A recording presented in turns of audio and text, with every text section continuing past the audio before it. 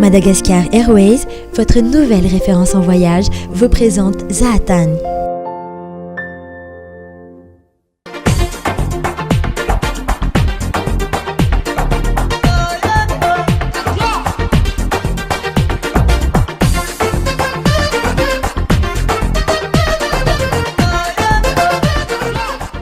Miarahaba antsika mpanaraka ny fandaharana Zahatan eny tokantrano indray ary dia akafalinana nasako anao hanaraka ny fandaharantsika androany. Ny rafitrano, ny tantara, ny fiainan'ny kristianina sy ny fiangonana teto Antananarivo sy teto Madagasikara amin'ny ankapobeny tena ho resahantsika eto anatin'ny fandaharana. Hatreto aloha dia mbola ireo mpizahatany teratany vahiny liana sy voasarika hijery andreny endritrano eto Antananarivo ireny. Manaitra azy ireo matetika ny fahitana endritrano mitovitovy any amin'ny misy azy ireo, indrindra moa fa ireo endritrano izay manana tantara fandraika amin'ny tantaram-pireneny. Manana rafitrano maromaro izay naorina tany amin'ny taonjato fa 20 tany isika eto Madagasikara, ka ankoatran'ny endriny izay maneho ny kolontsain'ireo firenena nanorim-ponenana teto hatramin'izay dia anisan'ny mahasarika ireo mpizahatany hitsidika ireny toerana ireny ihany koa ny mahafantatra ny tantarany. Anio ary dia ny tantaran'ireo fiangonana trano vato efatra izay naorina ho fahatsiarovana ireo kristianina martiora teto Antananarivo no entin'ny fandaharana Zahatan amintsika. Fanady Adiny Ady Ratsimbazafy sy Feno Randrimalala.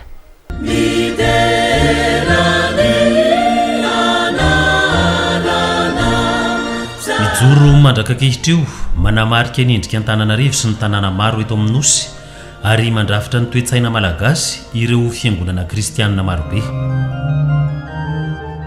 Anisan'ireo ary eo adiadiantsika ny fiangonana efatra ahatserovana ireo martiora malagasy voalohany na Memorial Church eto Antananarivo. Ireo fiangonana ireo dia mampahatsiahy fa nisy tsy fifankahazoana miteraka fifandonana teo amin'ny tontolo malagasy sy ny tontolo kristianina nampidiriny vahiny. Vao nikeny malagasy no mitatorina. Fa alohan'ny resahana ireo fiangonana fahatserovana dia hojerentsika hoe inona marina ny tena anton'ilay fifandonana. Ny havatry Kristy izay nandombaravarana teto amintsika hatrany amin'ny taona 510 ve no dia tena mifanohitra tanteraka amin'ny fisainana malagasy sa sao dia ireo nampita ny havatra ny somary hafahafa fandombaravarana na lefadefaka indraindray na herihery tamin'ny fotoana sasany ka mety ho nampasiaka ny tompotrano. Izahantsika ho alalinina ny tantara.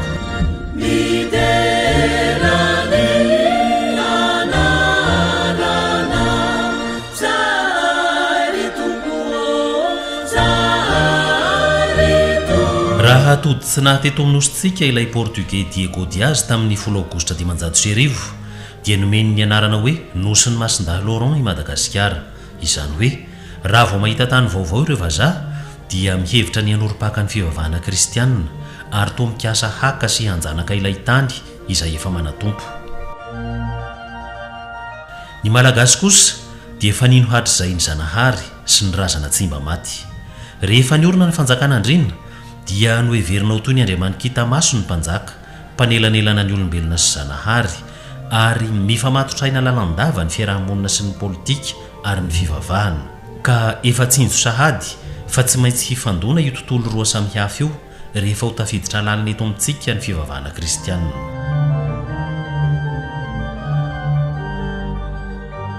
Namakilay tany Taolagnaro ny Portugais tamin'ny taonjato faha-19 sy faha-17 ka ny Prince Ramaka zanaky ny mpanjaka tsy ambany tao fanjahira dia nentin'izy ireo no beaziny Jesuita tany Goa any Inde, navery ny afaka 10 taona.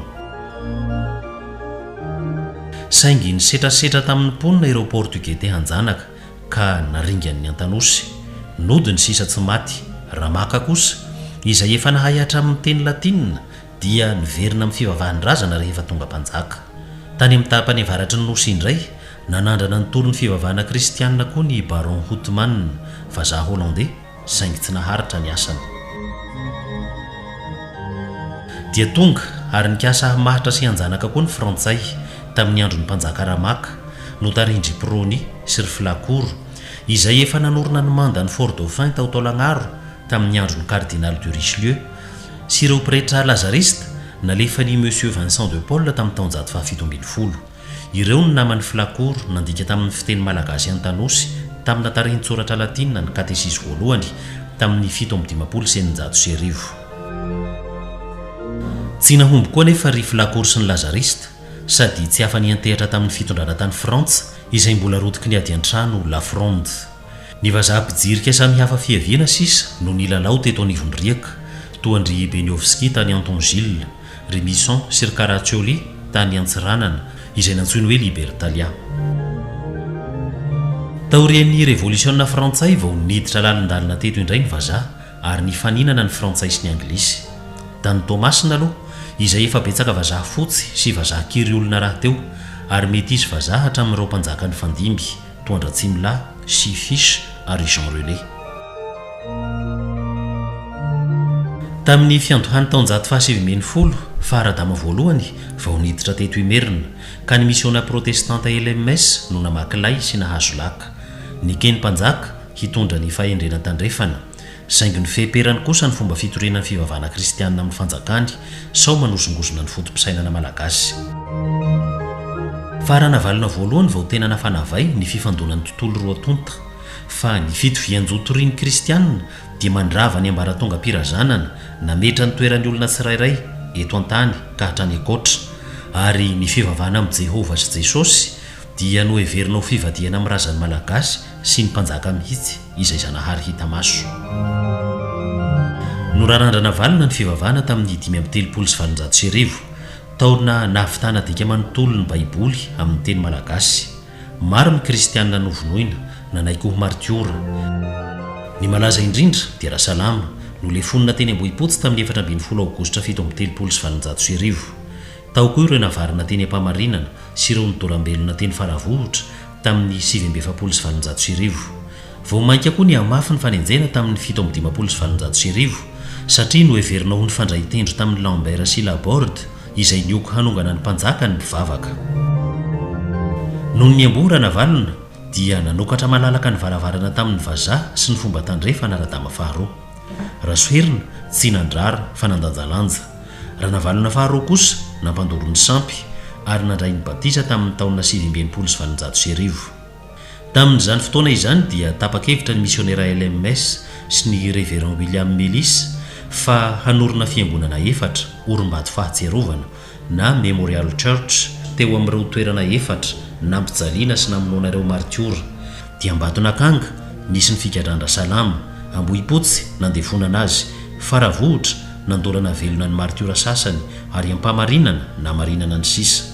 Orom-bato fahatsiarovana sady mariky ny fifandroritana civilisation sy tontolo anankiroa ao an-tsaina sy fanahin'ny olona anankiray ary mbola iainantsika mandrakakehiteny izany fa amin'ny endrika hafa indray.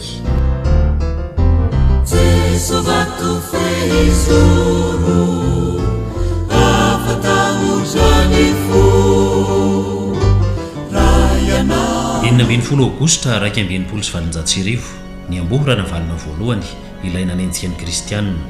Valo taona monja taorian'izay 1920 nandray ny batisa rana valona faharoa zanatra havavina sy ny prime ministre Rainilay Arvony ary nidorana avokoa ny sampim-panjakana.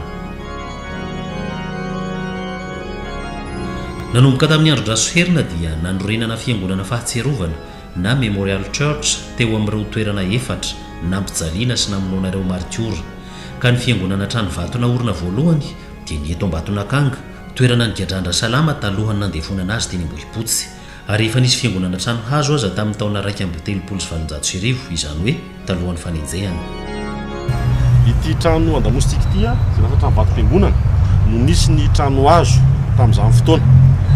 Rehefa naorina ny trano vato dia tafahorina tamin'ny taona 1770 dia narodana amin'izay ny trano hazo. Ny hevitra ny kristiana taty aoriana nanangana trano vatom-piangonana izay olon-tsangam-bato ny fahazatoana tamin'ny taona 1770. Ny révérend William Melis no tompo-kevitra. Natomboka tamin'ny 17 janoary 1920 ny fiangonana.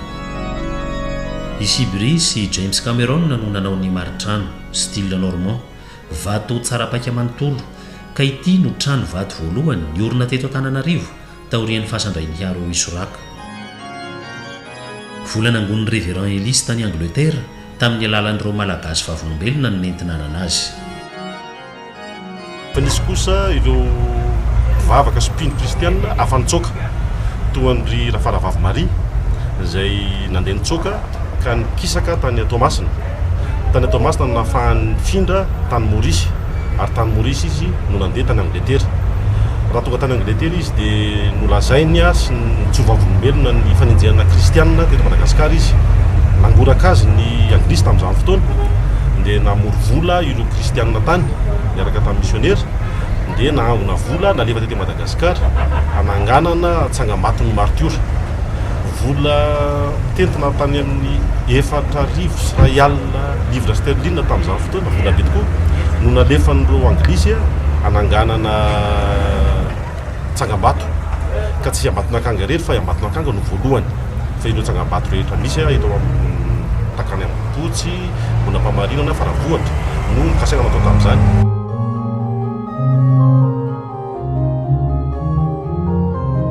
Ny fiheveran'ireo malagasy indrindra ireo izay tsipino dia hevitra ametrahana tafondro na fitaovam-piadiana ahafahana mamonjy na mitifitra ny anaty rovo tamin'ny fotoan'andro ny fisian'ity tilikambo avo be ity, satria sady misy an'ilay varavarakely anankiroa no avo dia avo ny tendrony.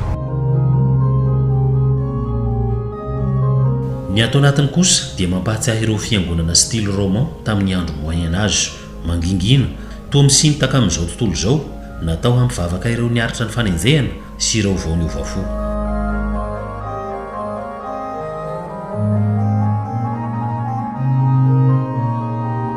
Nitondra fiavaozana lehibe tamin'ny asa tao-trano na révolution architecturale teto Imerina ity trano vato eto Ambatonakanga ity, sady niara-dalana tamin'ny fotoana nanafoanan-drasoherina ilay didina andraran'ny olona tsy fampiasa vato rehefa manao trano.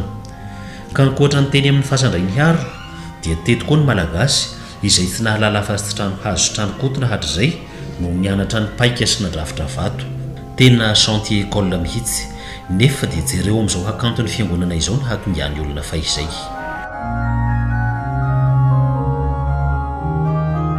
Nanaiky any ny missionnaire hoe mora manday zavatra malagasy ary manao zavatra tsara. Ny mpiasa tamin'ny fotoan'andro dia asa fanontona, fa itony tsangam-bato natao tony no anisan'ny nahazoany malagasy karama voalohany, satria tena karamaina sandaina mihitsy ny asa nataony. Mbola voatahiry ato avokoa ny fanaka amin'ny hazo sarobidy, fa ny vitro eo amin'ny tapelaka no efa vaky ka mbola tsy hita izay hasolo azy. Vaky moa izy no fahelany, olana be tateoriana no mitady ny zavatra tahaka ireny, dia izay rehery mbo matevina sy mety ny tondratondra endrika ho an'ny fiangonana no natao, fa ezahana ny tady ny tena zavatra mifandraika amin'ilay, satria sady haingo ny fiangonana ilay izy no nisy heviny lehibe ny fitaratra tahaka an'ireny ataon'ny hoe vitre cathédrale.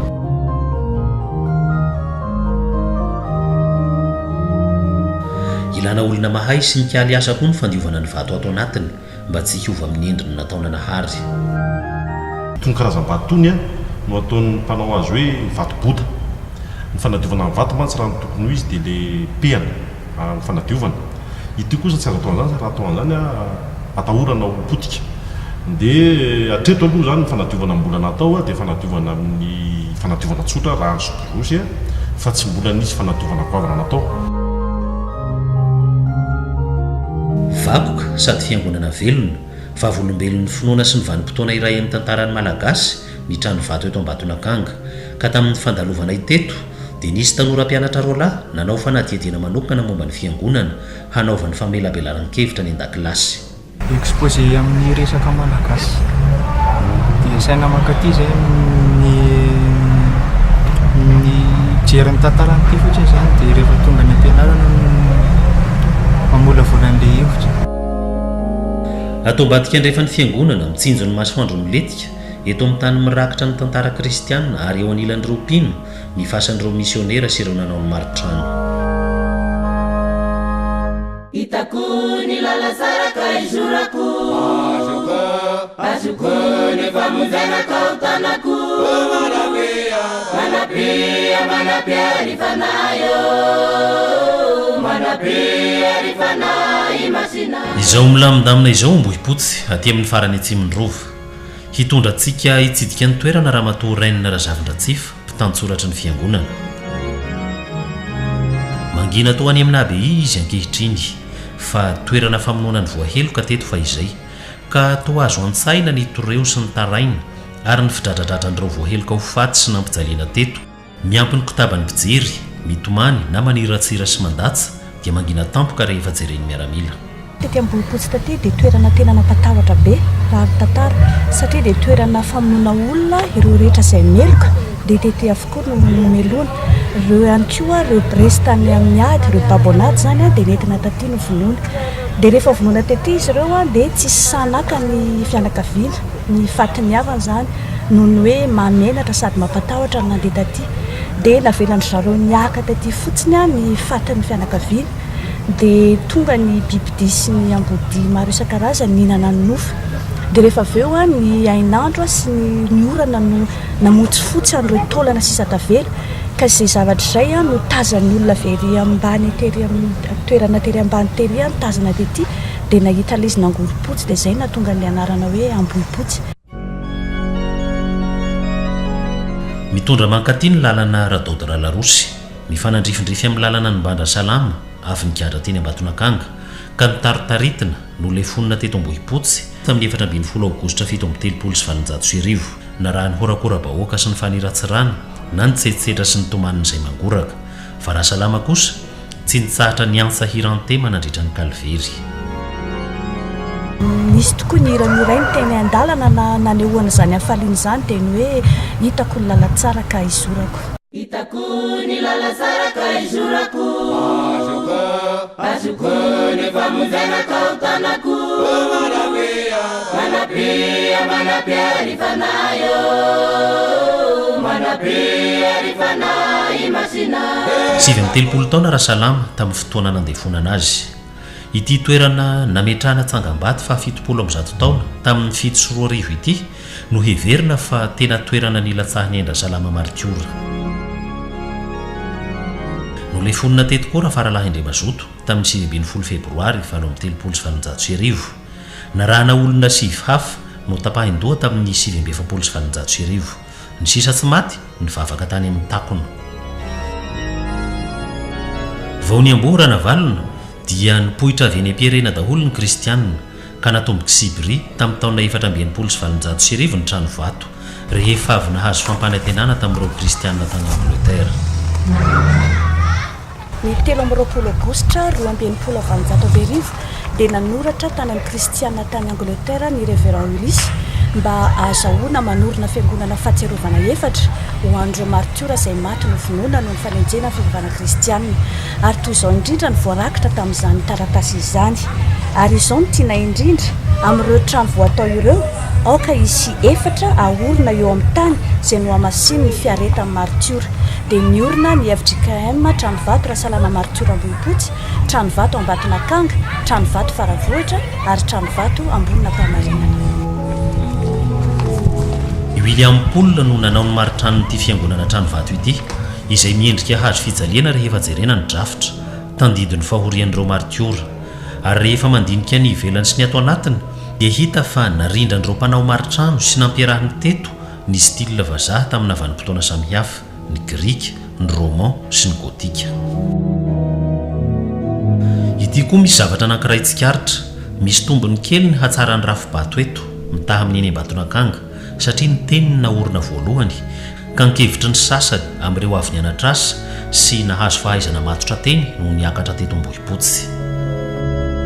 Raha ny tantara dia mbola tsy asa nataon'ny mpiasa malagasy mihitsy izany hoe manao rafitra vato izany kanefa dia natalanjona rehetra izay nahita ny firafitra ny vato fa dia tena mahitsy ary tena nakanto tokoa no jery azy.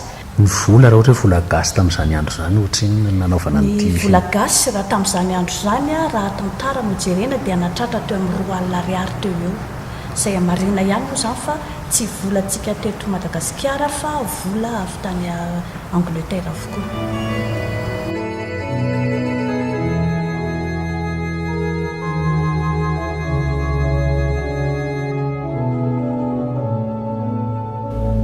Vita ny fiangonana tamin'ny taona 1890 ary nitokanana ny 17 Novambra.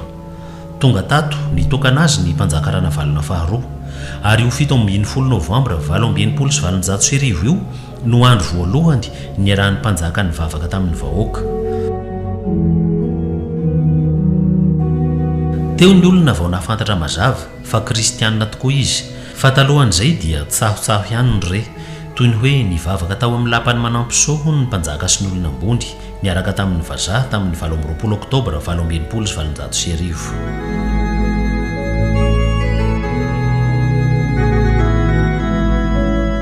Rehefa nigadona teo ambaravara-piangonana ny mpanjaka dia nisy fihetsika nahagaga ny olona nataony, ny sorony sy najanony teo alatrano avokoa ny marika mahampanjaka azy, satria hoy izy Andriamanitra irery ny mpanjaka atao mpiangonana.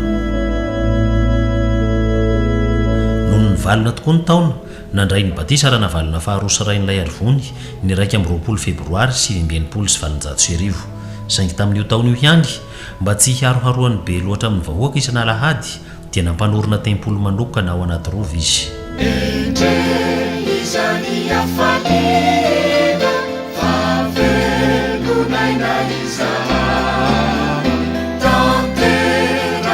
Ity trano vato eto Faravohitra ity no fiangonana fahatsiarovana na Memorial Church fahatelo naorina teto Antananarivo. Kely kokoa izy raha oharina amin'ny fiangonana telo hafa, toa Lasapely, Maridrafitra Roman naoriny James Cameron ary vita sy notokanana tamin'ny 1790. Teto amin'ity toerana ity no nandorana velona ny kristianina sasany, samy nanana ny sazy tandrify azy arakaraka izay sendra ny vavan'ny mpitsara manonona ny didim-pitsarana fa izay. Tamin'ny taona 1790 dia efa nisy kristianina malagasy anankefatra ny vonoiny ateto izay heverina fa martiora malagasy voalohany. Anisan'ireo Rainy Tsiandavana izay sahana nambara tamin'ny mpanjaka fa mitovy zo daholo ny olombelona satria samy taranaka Adamaseva ka tsy misy ambony sy ambany. Nampangaina sy nomelohana ho mpaniratsiran'ny mpanjaka izy ireo ka nanaovana lavaka tsirairay dia natsipy tao. Avy eo notobasana sy nofenoina rano mangotraka ny lavaka dia nitotorana tany rehefa hita fa mainy tsovaka daholo ireto voaheloka.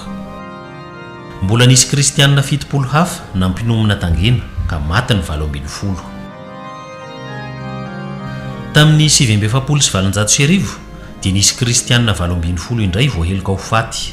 Navarina teny am-pamarinana ny 470 fa ny 4 noho ny lahara-pirazanana misy azy angamba, satria Andriamasina valona izy ireo dia natokana fa tsy naharoharo tamin'ny hafa ka nodoram-belona teto amin'ny toerana iorenan'ity fiangonana ity. Nentina niakatra avy any ambany any izy ireo hoy Pasteur Rabary ary tsy nofatorana rojo vy toy ny meloka hafa fa navela andeha amin'izao. Dia natsangana ny satokazo, nafatotra teo ry zareo dia narehitra amin'izay ny kitay teo ambaniny. Niantsa antema hatramin'ny farany reto martiora. Vehivavy bevokany anankiray Ramanandalana no anarany, ka noho nahazo ny lohaliny ny afo dia teraka ny poritsaka ny zaza tao akibony ary nipitika lavidavitra ny satokazo. Nodakany miaramila anankiray ho ao anaty afo avy eo dia niara-mahita amin'ireny ilay atody orokoroka tsy manantsiny. Nampangoraka izay nanatrika ny fampijaliana sy ny herim-po nasehon'ireo martiora. Fa ny zavatra nahagaga koa hoy ny mpitantara, raha vao nanomboka ny rehetra ny afo dia nisy herika kely ny pitipitika ary nisy havana lehibe ny sabaka teny amin'ny lanitra. Alao sarentsaina hoe avy tery Faravohitra ka nitsatoka teny am-pamarinana izay namarinana ny martiora sisa ny fotonilany.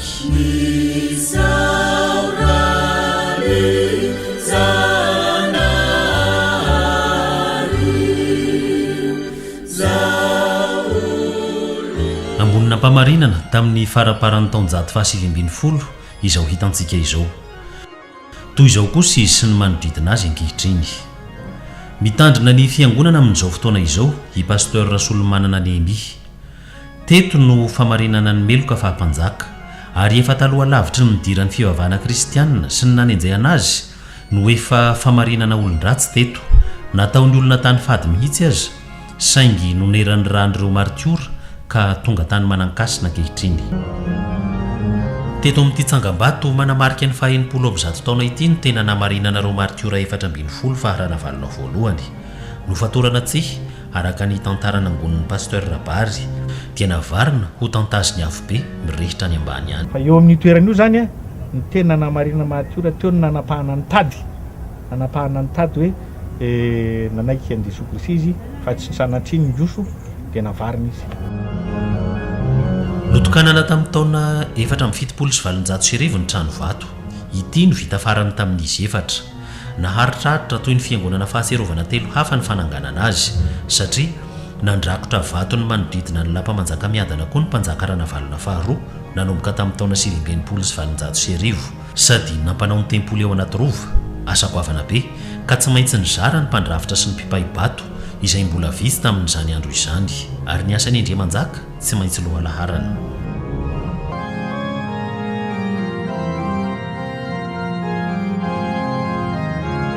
Tsotsotra kokoa ny tempolinam-pamarinana fa voakajy ny endrika tranainy, ny vato, ny valindriana, ny zava-maneno ka toa tsy mba misy an'ireny synthétiseur moderne ireny ato fa orgue cathédrale roa lehibe mifanatrika, ny ray ery ambanin'ny rosas eo amin'ny tapenakavaratra, ny ray eo an-damosiny alitara ary eo ambany kosa harmonie anankiroa. Vola 4,000 livre nangatahan'ny révérend William Mellis tany Angleterre no nentinananareo fiangonana fahatserovana efatra teto Antananarivo. Vokatry ny fangorahan'ireo kristianina anglisy ireo malagasy nampijaliana sy novonoina fa teo koa nefa ny lafin'ny politika dia ny fiezahany anglisy hametraka ny anarany eto Madagasikara, indrindra fa efa nahazo tokotany handrorenana ny katedraly eo Antohaly koa ny katolika.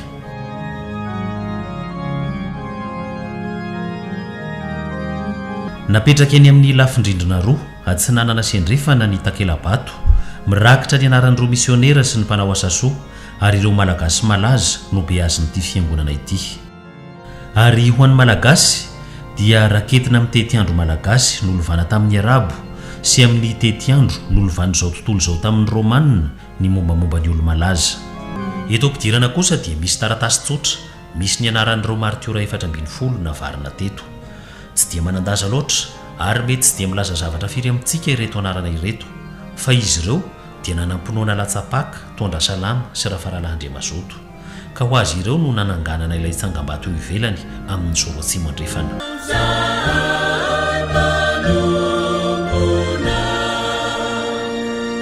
Toerana tsy tigian'ny mpizahatany ihany koa ny katedraly katolika etsy Andohalo, ny fiangonana protestanta avaratra Andohalo izay trano biriky voalohany teto Antananarivo, eo ihany koa fiangonana anglikana izay mifanila amin'eo izay manabaribary ny kolontsaina ireo firenena niditra teto amintsika. Ny kolontsaina tandrefana moa no tena misongadina raha hoan'ny ny faritra avy n'Antananarivo iny. Izahay eto anatin'ny fandarana zahatany moa dia tsy mitsahatra manentana antsika hitsidika ireny toerana ireny ahafahantsika mahafantatra bebe kokoa ny tantara nisy nandalo teto ka hanafana ny fitiavantsika ny Madagasikara ka tsy ny fitsidiana parka na ny alan-javaboary sy ny fanatonana ranomasina ihany na finaritra fa ny tantara sy ny kolontsaina mamalagasy ihany koa dia manao kokoa an'ireo izay namoron-dranomasina any. Tapitra eto ferako aminao ato amin'ny televiziona malagasy fa mbola afaka miaraka aminay ianao amin'ny réseaux sociaux zahatany, afaka mamerina mijery an'ity fandaran'ity eo amin'ny YouTube, afaka miresadresaka aminay ihany koa amin'ny Facebook, ny Google Plus sy ny Twitter. Melony teny isarako aminao nefa dia isorana ireo mpiara-manatotosantsika ny fandaharana, ny kompani pitaterana Madagascar Airways, mpanohana ofisialy ny fandarantsika, Yannick Beauté etsy Tsakaviro, mpanao tarehy ny taovolo, ny boutique Majesty etsy Ambatonakanga, Papekanjo. Fandaharana vaovao indray no entina aminareo amin'ny tapabolana fa mifamerenana ity fandarantsika androany ity dia ny alakamisy maraina amin'ny 7 ora. Dia mirary ianao anao faran'ny herinandro mahafinaritra tompoko. Veloma!